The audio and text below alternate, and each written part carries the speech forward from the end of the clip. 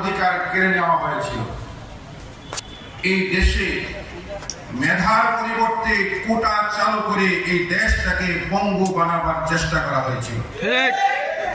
এই পরিস্থিতিতে ছাত্র জনতা আমাদের সামনে আশীর্বাদ হয়ে এসেছিল। তারা বুকের তাজা রক্ত ময়দানে ঢেলে দিয়েছিল। তাদের সেই রক্ত সাগরের উপরে আমাদের বিজয়ের পতাকা উড্ডীন হয়েছে। আমি আল্লামা মামুনুল হক সাহেবের পক্ষ থেকে আপনাদেরকে অভিনন্দন জানাই এবং বলতে চাই যে এর আগেও ব্রাহ্মণবাড়িয়াতে 15 জন শহীদ হেফাজতের আন্দোলনে শাহাদত বরণ করেছে। শাপলা চত্বরে শহীদ হয়েছে। এই সকল শহীদদের শিরিনে বিজয় এসেছে।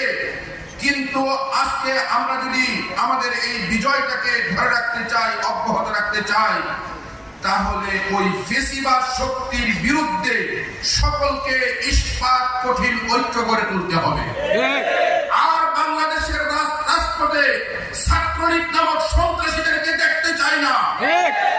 হাসিনাকে যারা আজকে আশ্রয় দিয়েছে, সেখান থেকে ইন্টারপোলের মাধ্যমে এদেশে ফিরিয়ে এনে যেমনি ভাবে আমরা গণভবন দখল করেছিলাম, তেমনি ভাবে জাতীয় সংসদের সামনে প্রকাশ্যে ফাঁসির কাটতে শেখ হাসিনা এবং তার দোসরদেরকে ঝুলাতে হবে।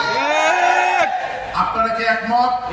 আমরা ইনশাআল্লাহ ফেসিবাদের বিরুদ্ধে ময়দানে থাকবো। আসসালামু আলাইকুম।